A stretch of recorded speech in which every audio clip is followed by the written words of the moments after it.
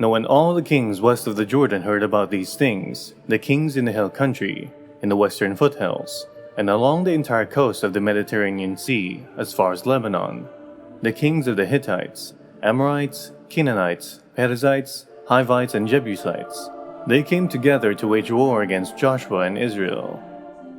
However, when the people of Gibeon heard what Joshua had done to Jericho and Ai, they resorted to a ruse.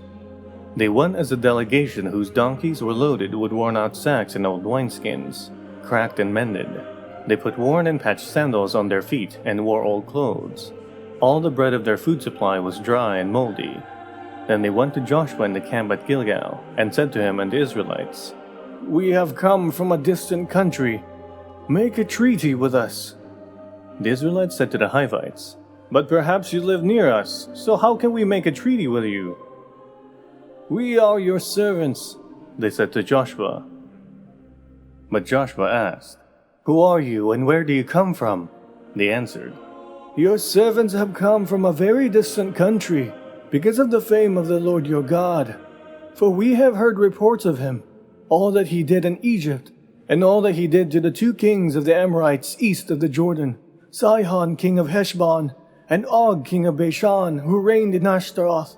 And our elders and all those living in our country said to us, 'Take provisions for your journey, go and meet them and say to them, "We are your servants, make a treaty with us."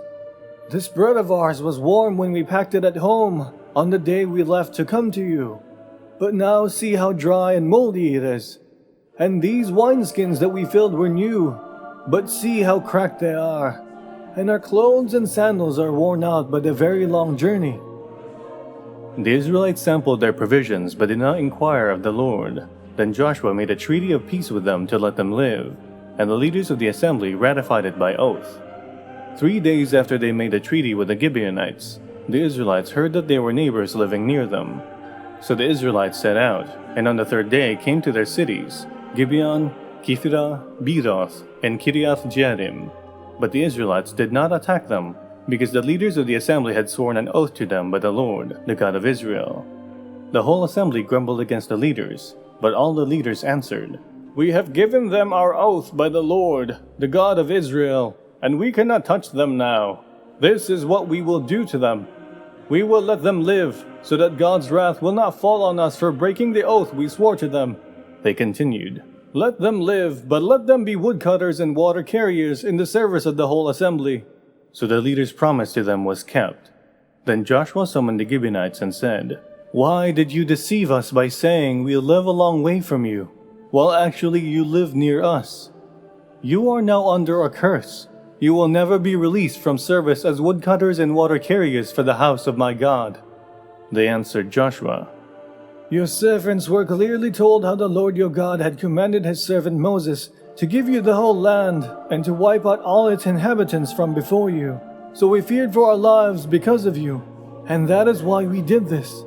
We are now in your hands. Do to us whatever seems good and right to you." So Joshua saved them from the Israelites, and they did not kill them.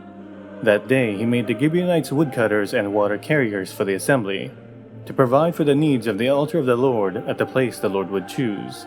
And that is what they are to this day.